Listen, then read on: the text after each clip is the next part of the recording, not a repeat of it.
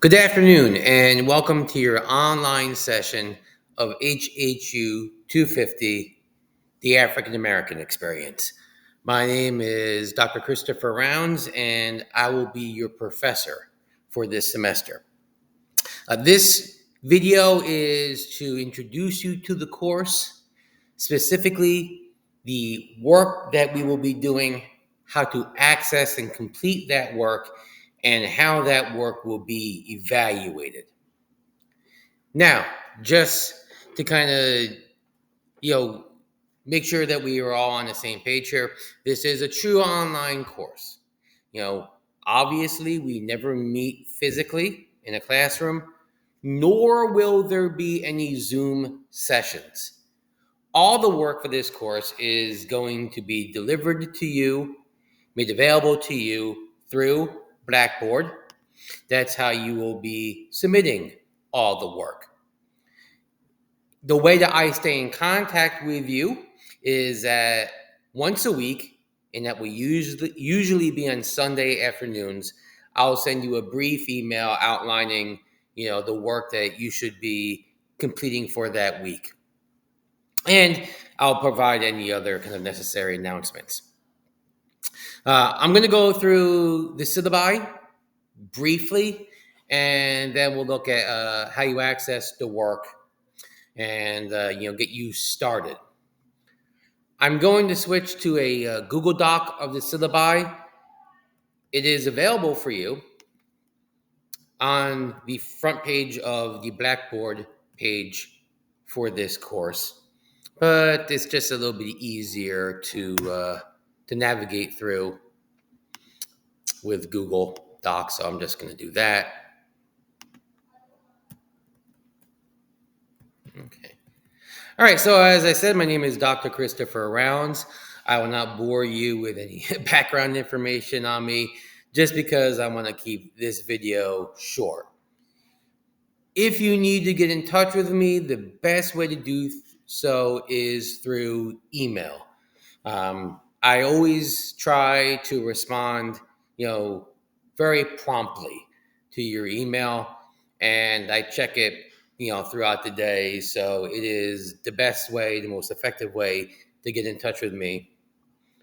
If, however, you do need to meet with me personally, something that can't be done through email, I do hold office hours 3 times a week. You see the hours there, but if you are busy during those times and you need to schedule some other time when we can meet, we'll be able to set that up through email, and I'll be happy to meet with you in my office.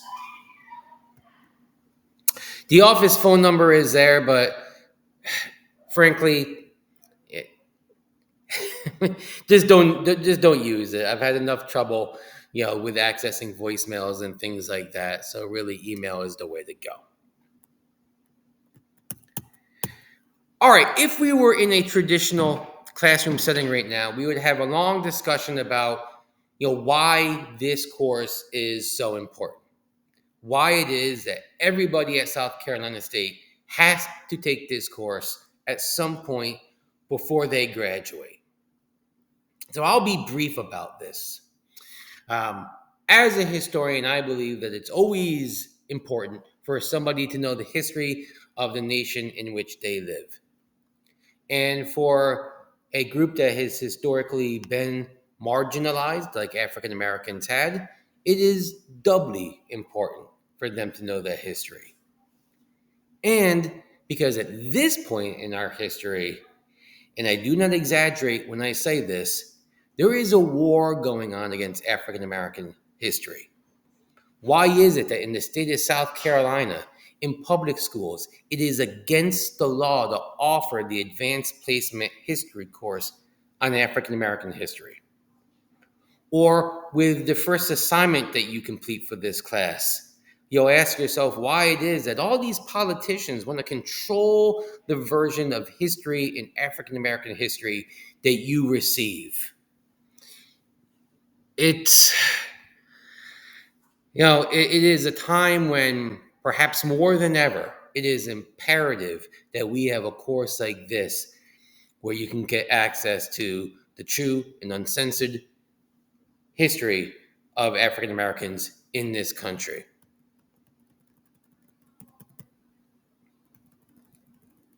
There are no assigned textbooks for this course.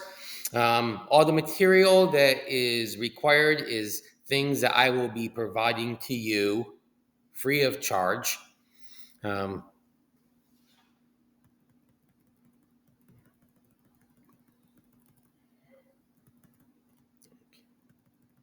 just going to skip through some of this other stuff. Okay. Now, if you are somebody like myself who is obsessively organized on the syllabi, there is a breakdown of what we will be covering week to week, as well as the specific dates on which all the assignments and all the quizzes and other coursework is due. Again, all this stuff is available, as we will see other places on your Blackboard page. But if you want to keep a list or a calendar of when everything is due, that information, as you can see, is made clear to you here.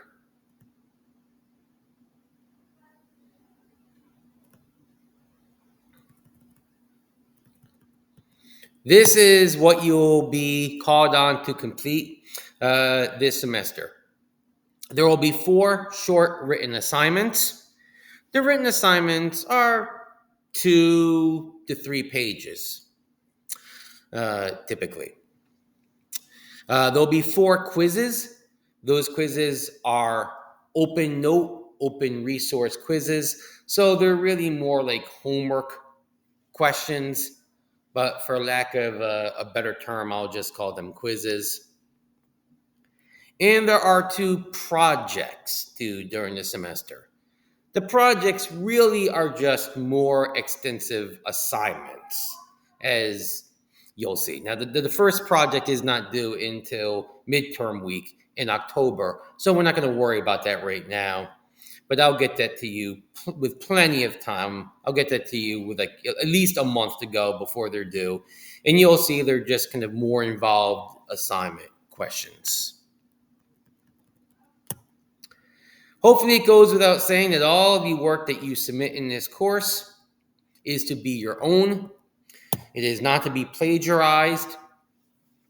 So if you have a friend that maybe took this course in previous semesters and you want to take a shortcut by saying, hey, I'll just, maybe they'll be cool and give me the assignments that they completed.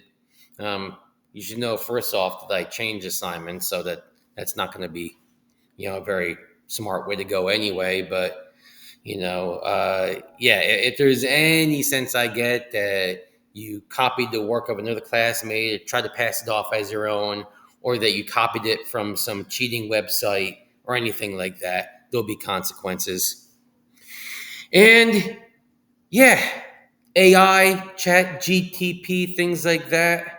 I'll try to give you a warning, but if you're kind of, excessive with it, there are going to be consequences for that as well. Now, here is one thing that I am very serious about. You can see it because it is in italicized, bold-faced, red print. All coursework is due on the date specified on the syllabi and on Blackboard. Now, after it is due, there is a 24-hour grace period where I will accept it for credit with points taken off.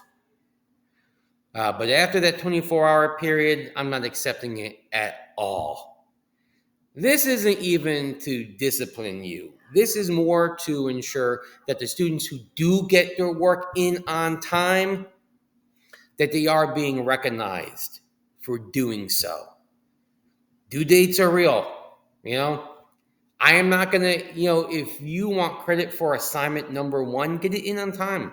I'm not going to accept it in November. That's just, it's not how this goes. And the work in this course is very reasonable. So it's not something where you are going to be, worked to the bone trying to get this stuff in on time. Now, that being said, sometimes life gets in the way, right? And if you have something happen, a medical hardship, or God forbid, someone close to you is seriously ill or passes away, or any kind of issue where you cannot have predicted it happening, and where your time and your mental energies are far more needed someplace else, just let me know. And I'm very good about providing extensions, but you have to kind of let me know. I don't need all the information, all the details. You have a right to privacy. But if you do have something going on that's going to interfere with you getting your work done in timely fashion, just kind of give me some notice so that we can work together to provide you with the time that you need to refocus on your schoolwork and get it in. But you kind of have to let me know. Um, don't come to me a month after it happened, because then I'm going to be like, well, this seems kind of fishy. Why didn't you kind of just drop me a quick email at the time to let me know that this was going on? Um, you know, as long as you kind of let me know, I am very good about working with students in that regard. Um, Now, many of you are probably involved in athletic teams on campus or other organizations on campus. Do know that travel off of campus is not an acceptable excuse to not have your work done.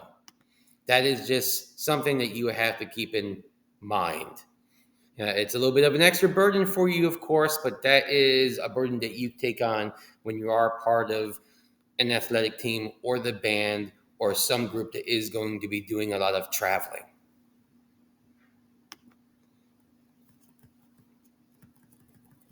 Now, classroom conduct is kind of not an issue. Well, not as much of an issue with an online class. But obviously, you are expected to treat myself and other students in the class with respect.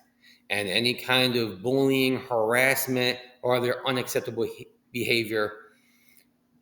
I've been doing this, teaching at the university level, for 18 years now. And I've only have really ever had one experience where something like this had to be addressed, where a student was really being out of line. Hopefully, you know um, that will not arise in this course, but just know that it is something that is taken extremely seriously. All right, so how will you access the work that you will be doing in this course? Well, starting from the Blackboard page, and this is how I see it. The one that you will see, the student view, is even more kind of clean and direct. But what you will do is you'll go over to the left tab here, and you see where it says assignments and course content. You click on that, and that brings you to all the notes, all the assignments, all the quizzes. Now, right now, there are some things that won't be visible to you. For instance, the quizzes won't be visible to you because I changed those a bit from semester to semester. So I don't have those up yet. Those usually will be put up, a week, maybe a little bit more before they are due, as I refine them and kind of change them just a bit. But a lot of the other stuff is going to be available. The first two assignments are going to be posted when you get this, and pretty much all the notes for the first half of the course are going to be posted as well. For each week, you will see that you'll get a link to a file where the course notes are. When you open them up, they will look like this. You're just in a simple Google Doc. Now, Nothing fancy, nothing particularly sexy about this, right? But what it is effective because it always works. There'll never be any kind of problems with tech or anything like that. Sometimes going low tech is the way to go, right? And as you'll see for each week, there's some notes, there are some images, and there are links. Those links are provided when there is some kind of website or some kind of video that I want you to review or to check out that's going to complement all this written material. And that's what you'll do. That's what you'll do to kind of get the information that you need for assignments and quizzes is to, week by week go through this material. I keep it very reasonable in terms of its length.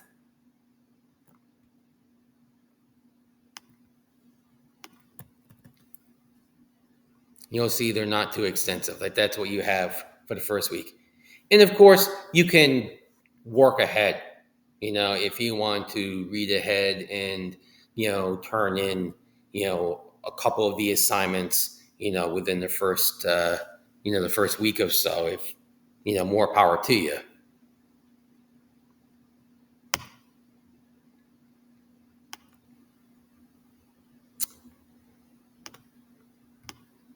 The first two assignments, as I noted, are posted. Now, I am going to send you in this email one more video where I go through assignment number 1. I don't usually go through the assignments like that, but number 1, for reasons that you'll see in that video, is just a little bit complicated. So I want to provide you with extra instruction on that. But aside from that, I think this is pretty self-explanatory. And in time, quizzes and other materials will be posted as well. So there you go. I mean, that is pretty much a run through of, what this class is all about, how you will access the material. Everything is turned in through Blackboard.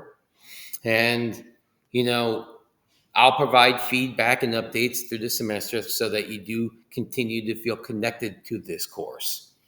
And I'll just conclude by saying one more thing. For whatever reason, year after year after year, students in my online courses do better markedly in terms of their grades than students in my in-person traditional courses. I'm not really sure why that is, but it goes to show that as long as you are conscientious and you are serious about your studies, you have an opportunity here to do very well in this course. So welcome. And I hope that this is a worthwhile adventure for both of us. And I'll be in touch again soon. Have a nice day.